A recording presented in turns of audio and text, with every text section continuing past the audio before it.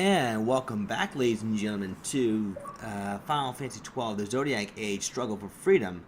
This is part 24. We are now finally going to get into King Raithwall's tomb. This is going to be a part that's going to be regrettably a bit shorter than normal because for some reason, when I started up OBS trying to record it, there were at times where the frame rate just keeps dropping. For whatever reason, that's why you see me not playing the game as much. As you can see, an example like that right there, it was the game just chugging along. I'm not sure if it's because my laptop was overclocking and OBS just couldn't handle it, or is it just one of those things where OBS sometimes has a little bit of a bad day. But either way, it was really weird, and I just didn't want to prolong the part by showing everyone how much the frame rate just keeps on dropping.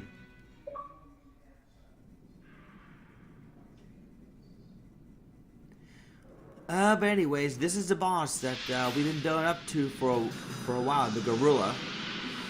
If you hit it with if you use the Escort Bears like I'm about to do right now, the Garuda, there we go, that's what it is.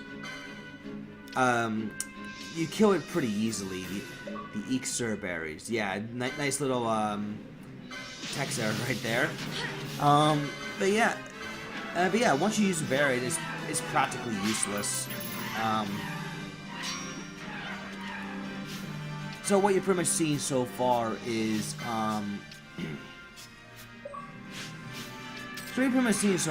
just me just destroying this boss like no trouble whatsoever. I mean, that's why you did the whole Internet Eater side quest, so you can just make this boss like piss easy.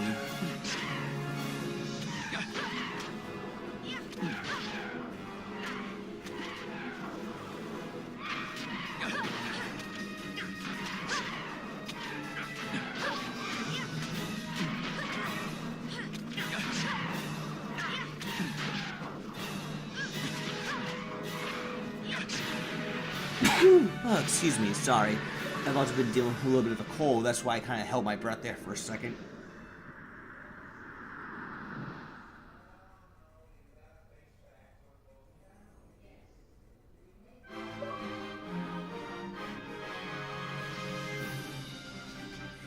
Alright, so there's a Garuda down, and that boss is actually pretty easy. Because of that. So pretty much after that, we pretty much get a little bit of a explanation for the history of Raithwall and how he bestowed upon the stones to the emperors and whatnot. And if the sound clip is a little bit off sync, that's because of OBS. Once again, I do apologize for that in advance. I also just didn't necessarily make the time to fix it because I just didn't want to put that much effort into it. But if you don't care, then I don't think it should bother you too much. Long ago, the gods granted their favor to King Raithwall, who would oversee the subjugation of a vast territory spanning from Mordalia to Valendia.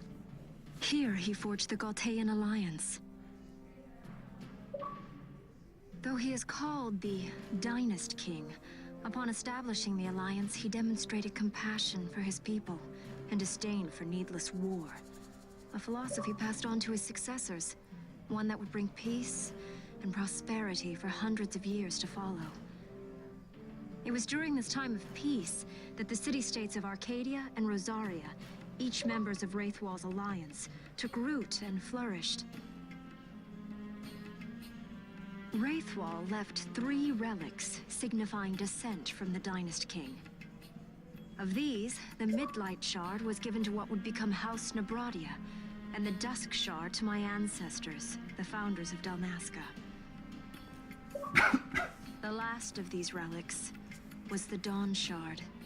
It remained hidden here, known only to those of royal blood. As though the Dynast King foresaw the very plight before us now. None save descendants of the king are suffered within. If we attempt to enter without proof of such lineage... There's no guarantee we'll make it out alive. Vicious beasts, fiendish traps, something like that? Mm-hmm. Oh yeah, if you're But you hearing the must consider constant the prize. bing in the background, that's The dawn because of shard lies within, I'm downloading and Raithwall's treasure. the additional add-ons for Dead or And there Alive was I, 6, thinking this was going which to be hard. is kind of weird because for the longest time I could not figure out why it wasn't available for me off jump if I already bought the deluxe version, but because I got this on the Xbox One. And as it turns out, I was reading a Reddit post about it, and it basically said that I had to go to manage game, like on the Xbox One hub menu. I had to go to manage game and manually install all the other add-ons I got for getting the deluxe version. I'm like thinking, what the hell? Because I was even trying to play through the game story mode, and I couldn't even progress after the prologue because I needed some kind of story mode key to progress through the game. I'm like, what the hell are you talking about? The fuck? Oh, jeez. I know I know I got a little bit off topic, and I know I just gave a little bit off topic tangent here, but I just want to address why you keep hearing the bing in the background. That's coming from my Xbox One. Ah, jeez. Digital gaming content is getting stranger by the day.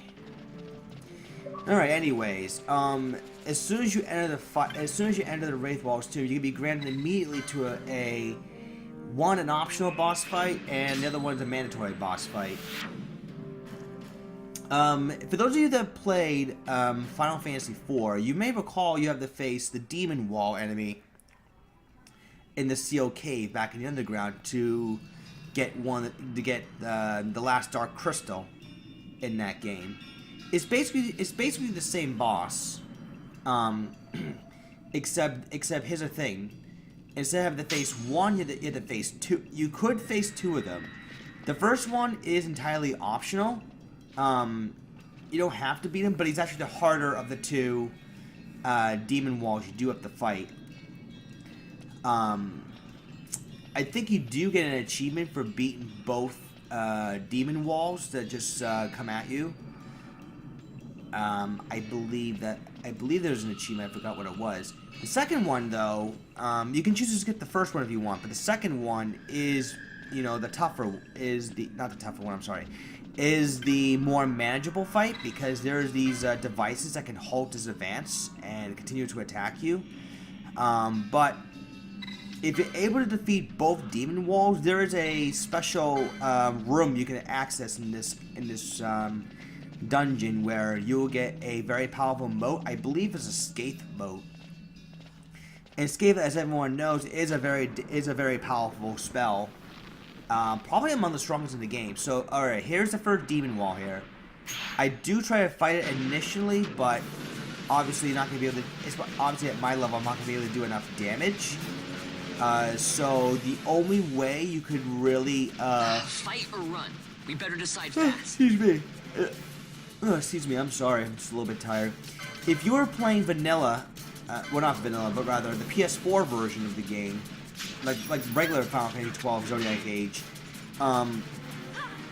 if you manage to get everyone's quickening up to at least level 2 or level 3,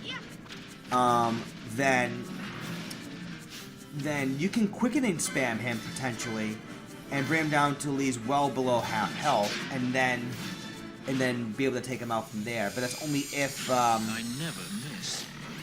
But that's just basically if you're able to rack up enough quickening damage that you can possibly take out the first demon wall.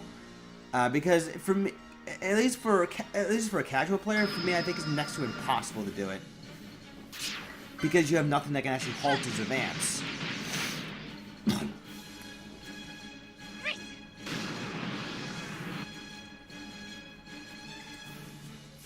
And unfortunately, I'm not using all the characters I have the quickening at the moment. I kind of was doing it, but I also wasn't doing it at the same time.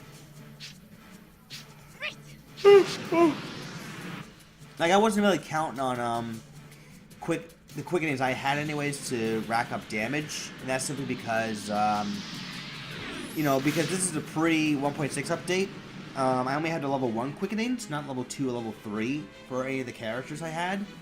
So that's why I'm not going to be doing as much damage. But again, if you got at least a number of level 2 to level 3 quickenings at this point, you can really do a lot of damage to this boss. But again, you don't have to beat him though.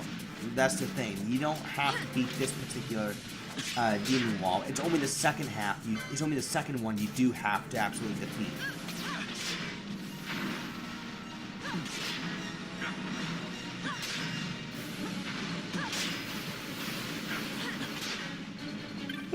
Excuse me once again. And if you don't exit through this door before the boss reaches the end, you'll get crushed, and it's an automatic game over. So there's no ways about it. And of course, as soon as you go through the door, you're immediately thrown into the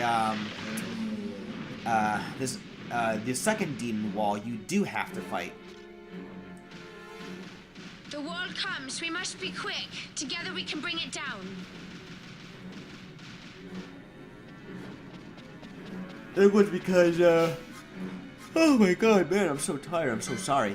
Because everyone's blinded, I have to spend a turn, for Fran anyways, to use Blinda to get rid of it. Yeah, blind is definitely one of the more annoying stats effects to land here. Now, what you're supposed to be doing is something I don't do here. In fact, I'm basically showing you what not to do against this boss. And that's wasting much time with activating the braziers. Basically, if you can activate all the braziers during this battle, you will definitely be able to beat him because you're able to rack up just enough damage. But should you miss one? Oh my god, I'm so sorry. Should you miss one of the braziers, it's probably not that big of an issue, but at the same time, there is little room for error, so you don't want to be dealing around too much, especially if you're going to be in the middle of healing, getting rid of statuses, switching out your party members and whatnot. The demon wall has a number of attacks. It can, like I said, it can blind your whole party. It can cast Doom individual on the whole party. And it can even cast Silence, which will shut off your magic unless you address it. And of course, its most annoying and devastating attack, X-Zone. Yeah, you actually get hit with the X-Zone status. And all that, yeah, that's the name of the attack right there. That basically banishes you. Oh no, that's the one that makes you lose MP. I'm sorry. I forgot what the name of the attack was, but it's the attack that banishes, yeah, Chain Magic. Is that the one right here? Oh, no, it is Telega. Telega is the one. There we go. Telega is the one that puts you in the X-Zone status. X-Zone is a spell from Final Fantasy VI that casts a spell that sends enemies into the void. Not Final Fantasy V's void, but a void nonetheless. But like I said, though, if you're not quick about activating the braziers on this boss, it becomes very, very difficult for you to take him out. Yeah, and something I just saw too, as I'm sure you all noticed too. It can even cast Sleep. If it sleeps your whole entire party, you're considered dead anyways, because it's just gonna push you to the door, and you're gonna get crushed.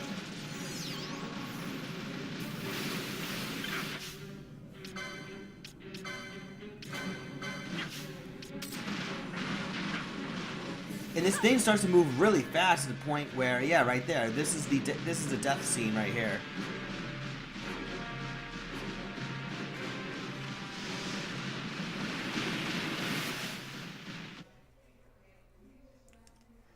And that's pretty much how you would die should you fail to take out this boss in time.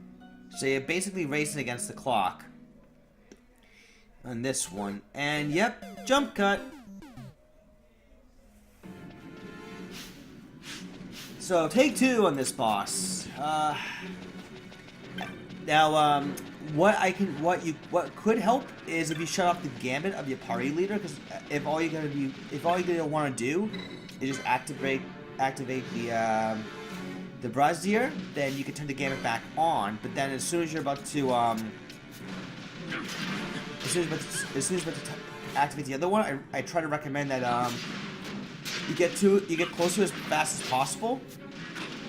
Well, yeah, you get close to it as quickly as possible, so that way you'll be in position to halt his advance again. and just keep whacking away on it like normal. Slow does help, as it'll get to his actions a lot later than normal. Another thing that helps out is the expose technique, so you can hit him harder with your physical attacks. So I would recommend you doing that, while at the same time just keep an eye on where you are. There's a little mini map on the side of the screen that will allow you to kind of see where you are and know what Brez you have to activate. If you can manage to do that, then you should be able to take down this boss with relative ease, as I'm showing off here.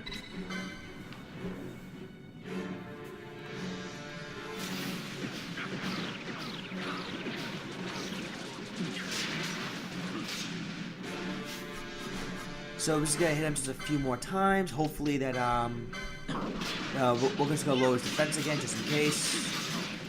Telegun. Now I've been cast into the void. Kind of just like last time, actually.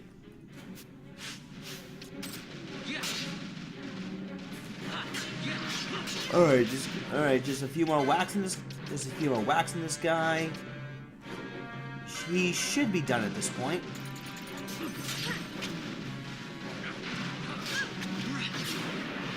And he's dead. Huzzah. Now, because I did not kill both demon walls, I'm not going to be able to get the Scathe mote, which honestly doesn't really bother me too much, because I can confidently beat the game without needing to use high level motes. I mean, the spell itself is very strong, but it's a one-time use. I'd rather wait till I get the actual spell and spend some MP on it. But there you go. That's pretty much the end of the demon wall here. And yeah, that's pretty much it. And like I said, I had to end this part a little abruptly short because, again, the frame rate on OBS Studio was giving me a little bit of problems. Whereas I see the frame rate just chugging, you know, on a kind of consistent basis. I don't want to have to deal with the over 20-minute video of just having to deal with just a frame rate over and over. I would have gone just nowhere at that point.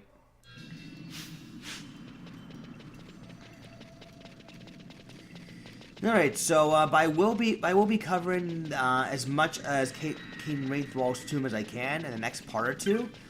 And then after that, we shall finally see the Dynast King's treasure. So until then, thanks for watching.